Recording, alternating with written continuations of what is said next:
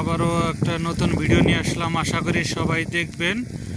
আজকে কথা বলবো ডেজারের কাম সম্বন্ধে। অনেক ভাই এই বাংলাদেশের থেকে বলে যে ডেজারের কাজের বিষয় যাব ভাই, ডেজারের কাজের বিষয় সম্বন্ধে কথা বলেন। তো সেই বিষয়ে কথা বলবো যে মালদ্বীপ ডেজারের কাজে আসলে কত টাকা বেতন হয়, কিভাবে কাজ করা লাগে। তো দেখেন এই পাইপের মধ্যে যে জয়েন্টগুনা, এই খালি লাটগুনায় টাইট দিতে হয়। তারপরে যদি পাইপ এখান থেকে অন্য আইল্যান্ডে কি অন্য জায়গায় নিয়ে যায় তো হাইমার দিয়ে নিয়ে যায় বেশিরভাগই। তো এই লাট খোলা লাগানো এই কাজগুলোই, তাছাড়া অন্য কোনো কাজ থাকে না। তো আপনারা যদি ডেজারের কাজে আসতে চান আসতে পারেন। ডেজারের কাজে মূল বেতন হলো 7,000 টাকা মালদ্বীপের রুপিয়া। আর ডেজারের মাড়ি যারা কাটতে পারে, যদি মাড়ি কাটা বোঝে, তো তাদের বেতন হলো 14 থেকে 15,000 টাকা মালদ্বীপের রুপিয়া। তাদের বেতন কল অনেক টাকা ধরে।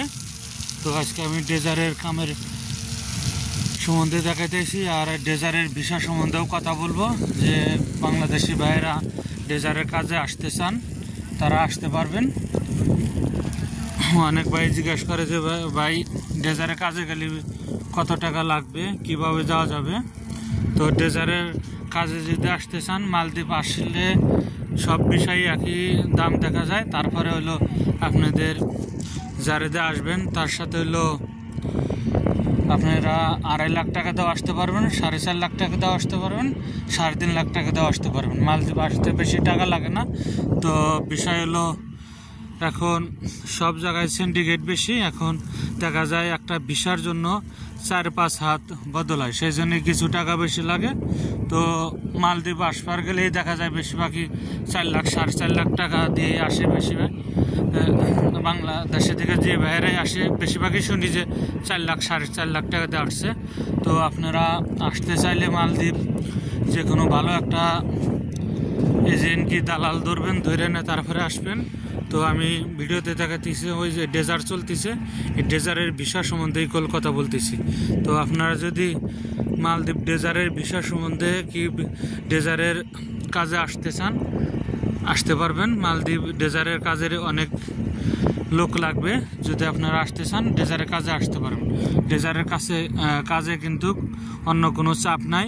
যারা বাংলাদেশে ডেজারে কাজ করছেন অবশ্যই জানেন ডেজারের কাজ বাংলাদেশে দেখা যায় অনেক সময় পাইপ গাড়ে করে নেওয়া লাগে, কি টানা লাগে, পাইপে মাড়ি ভরে গেলে অনেক কষ্ট করা লাগে, পরিশ্রম। তো এখানে ওরকম পরিশ্রম হয় না।